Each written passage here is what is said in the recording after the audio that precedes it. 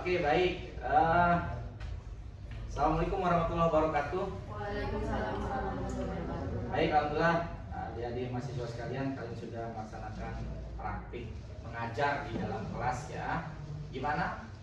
Menyenangkan atau menyusahkan? Melelahkan, membahagiakan, menyenangkan. Campur aduk kalian. Sudah ada pengalaman ya? Iya, ini kan yang kedua ya kan. Artinya sudah ada pengalaman dari sebelumnya. Nah, sekarang ada beberapa penguatan lah pertanyaan dari Pak Pito atau sebagai DPL ya. Dari proses kalian mengajar tadi praktik di kelas. Jadi apa sih hal-hal yang menghambat kalian itu dalam praktik terbimbing di kelas ini? Boleh dari Resti, boleh. Itu kalau biasanya dari jamnya kita harus memutar otak. Alokasi waktu. Ya, alokasi waktu dulu Pak, alokasi waktu. Terus yang kedua mungkin menghambat itu dari diri sendiri kalau kita sendiri itu nggak paham tentang materi apa yang akan kita berikan. Yang ketiga adalah yang menurut saya krusial juga, siswanya. Bagaimana kita mengkondisikan siswa supaya mau mengikuti pembelajaran itu merupakan itu Hambatannya. Oke, kalau Tiara gimana Tiara? Kalau saya memang hambatan yang sering dialami, mungkin teman-teman juga mengalami itu yang memang alokasi waktu Pak, karena kan apa ya, ada aja kendalanya, misalnya mau ngalamin proyektor butuh waktu beberapa menit, nanti baru nyala gitu. Kadang gak sesuai jamnya dengan yang ada di RPP, akhirnya udah selesai duluan. Itu dicatat ya, ada nggak hal-hal yang seperti itu kalian di-upload di LMS ya? Ada ya, ya, berarti catatan itu penting ya. Oke, terus Yu, apa Yu kalau Ayu? yang sama alokasi waktu. Terus kedua siswanya Pak. Siswanya kenapa siswanya Yu? Kebetulan di kelas 7 itu anaknya sangat-sangat spesial. Spesial, Ya, tanda jadi- kutip spesialnya ya. Iya, ada tidur. Oh gitu. Iya, bahkan juga kayak apa ya, susah banget mau ngikutin materi kayak gitu, ngikutin pembelajaran kayak gitu. Itu hambatan ya. Iya. Tapi bisa ya menanganinya. Ya, Bisa ya. Oke. Kalau Wahyu gimana Yu? Yang pertama alokasi waktu, tentunya karena kita sama di 7G itu ternyata tidak sesuai dengan yang kita tulis di RPP. Lalu yang kedua tujuannya, karena alokasi itu juga sebenarnya berkaitan dengan tujuan ya Pak. Kalau misalnya alokasi waktunya nggak sesuai, jadi tujuan pembelajaran juga nggak bisa tercapai. Oke. Terus Dila? Masih sama juga alokasi waktu. Yang kedua itu nggak ada feedback dari peserta didik, apalagi pas jam mau pulang itu udah nggak kondusif Pak. Oh, waktu jam terakhir ya. Ya, pinter-pinter kita untuk gimana caranya anak itu bisa bisa semangat untuk belajar lagi sekian sekian. Tapi ketika kalian mengajar itu sudah mengerahkan semua kekuatan kalian kan? Sudah ya, artinya kemampuan kalian sudah kalian kerahkan semua ya. Nah, sesuai nggak nih yang kalian ajarkan dengan RPP yang kalian buat? Sesuai ya? Ya, kalaupun tidak sesuai, nanti dievaluasi lagi. Kalian silakan amati video pembelajaran yang kalian rekam itu, diamati kira-kira apa yang menjadi hal-hal yang bisa kalian lakukan untuk meningkatkan pembelajaran kalian lagi.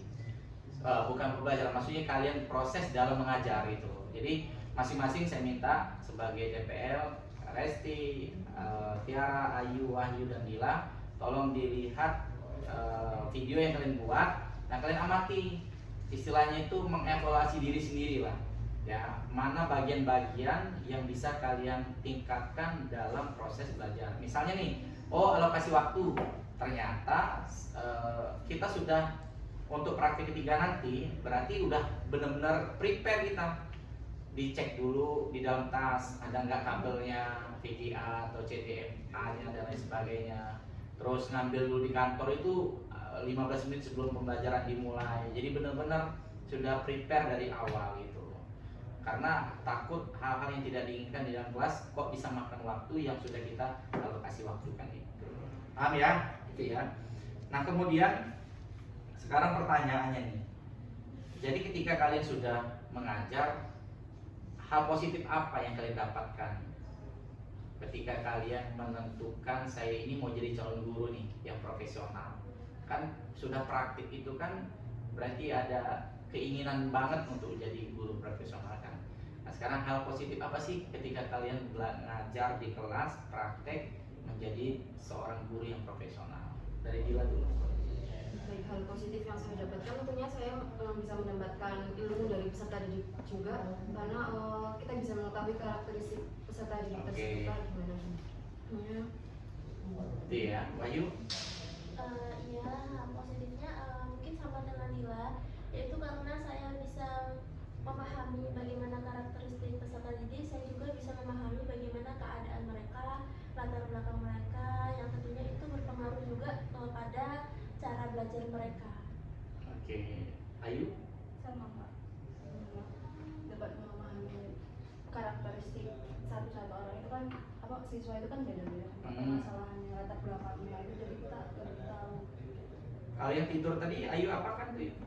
Itu kalau misalnya ada tugas atau membaca atau apa, saya suruh baca Pak. Oh gitu, langsung tertuju ke dia ya, Iya. supaya mengaktifkan kembali ya. Nah, jadi dia bangunnya, walaupun nanti setelah itu dia kayak tidur lagi, nanti ya saya ya Oke, Tiara gimana Tiara? hal positif yang saya alami adalah saya menyadari bahwa menjadi seorang guru adalah artinya sudah berani untuk belajar seumur hidup tuh. Jadi kan jadi guru itu memang belajar sampai akhir hayat. Jadi Long harus- apa dalam bahasa Inggrisnya long lifetime. Terbalik ya. Bahasa Indonesia. Iya, itu ya. Jadi itu. Kalau Resti apa Resti? Kalau saya Pak, yang sebelum ke diri saya sendiri adalah yang paling umum yang sering kita temui adalah kita harus mencari solusi di dalam sebuah masalah. Jadi banyak, jujur kalau dibilang itu banyak sekali masalah yang tidak terduga Pak. Jadi gimana kita sebagai anggota-anggota ini mencari solusi dan mencari solusi di balik solusi lagi, harus ada solusi di atas solusi lagi. Jadi kita harus mempersiapkan solusi itu sebelum apa ya Pak, kalau kita udah menemukan solusi, ini kita harus berpikir lagi kemana sampai solusinya. Padahal Oke. solusi ini belum jalan. Itu Jadi yang pertama. benar-benar proaktif ya Betul. di dalam kelas ya. Nah sekarang nih sudah 2 kali nih kalian praktik pengalaman di dalam kelas. Kira-kira apa sih yang menurut kalian yang paling menonjol di dalam diri kalian itu dalam proses mengajar di dalam kelas itu? Tentu kan tahu kelemahan dan ada kelebihannya. Nah bolehlah kalian spill, kalian ungkapkan saya ini kelemahannya di sini Pak, mungkin kelebihannya di sini juga gitu. Karena evaluasi diri itu kan kalau dalam agama itu muhasabah kan, itu juga penting bagi kita untuk kedepannya lebih baik gitu. Coba Resti gimana Resti? Kalau saya sih mungkin ya Mbak, mohon maaf ini bukan seperti apa, mungkin karena sudah merasa siap dengan materi yang sudah diberikan, jadi merasa iya mungkin materi yang diberikan sudah cukup baik dengan merasa bahasa yang tertata karena sudah biasa berbicara di depan juga kan Pak. Ya, insya Allah bisa dan punya pengalaman sebelumnya sebelum mengajar sudah itu materi. Jadi mungkin itu kelebihannya dibanding teman-teman yang lain yang baru fresh graduate dengan saya sebagai pengalaman sebelumnya, walaupun mungkin pengalaman saya juga minim sekali, tapi setidaknya saya sedikit paham tentang bagaimana berdiri di depan dan memberikan ilmu kepada anak-anak ya. Karena berdiri di depan satu orang berlawanan dengan 35 siswa yang dengan karakteristik berbeda-beda itu sangat sulit, sangat sulit. Dan ini pengalaman pertama Pak, karena sebelumnya mengajarnya di sekolah dasar di SMP, makanya menjadi pengembangan yang cukup signifikan. Oke, berarti itu hal yang lebih lebih apa tadi? Lebih mungkin lebih bisa mengerti kondisi. Iya. Yang kalau kekurangannya mungkin saya kurang media pembelajaran sih Pak. Media pembelajarannya kayak gimana saya membuat anak-anak ini bisa terus aktif dalam belajar itu Pak. Medianya harus gimana? Oke, kalau Tiara gimana Tiara? Apa kelemahan dan kekurangan kelebihanmu? Saya menyadari bahwa saya ini sulit untuk keluar dari zona nyaman. Maksudnya saya sulit untuk bertampil di depan umum gitu Pak. Tapi dari kekurangan saya itu saya menyadari bahwa saya harus lawan, saya harus keluar dari zona nyaman saya dan ya memang kita harus melawan ketakutan diri kita sendiri. Gitu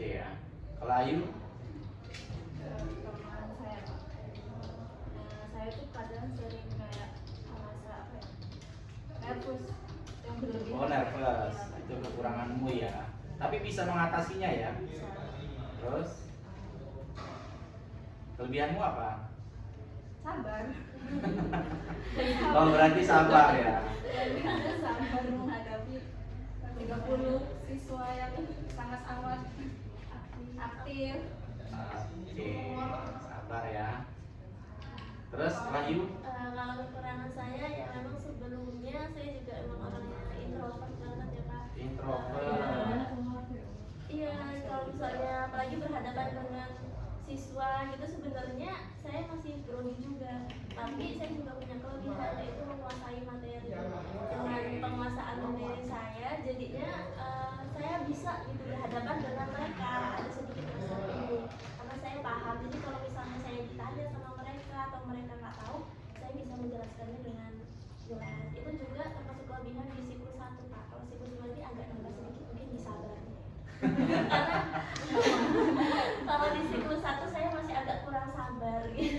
Memang sering terpancing emosi ya. Nggak kepancing emosi sih, jadi kayak gitu aja sih. Iya. Kalau marah-marah enggak, mungkin Berarti siklus kedua lebih sabar ya. Iya. Oke.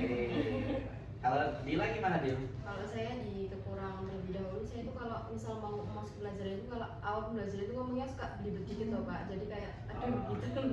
Kalau kelebihannya saya cukup menguasai materi, kita cukup menguasai kelas, dimana sering terdapat tiba-tiba muncul ide yang bisa membangun suasana kelas menjadi apa namanya hidup Kak.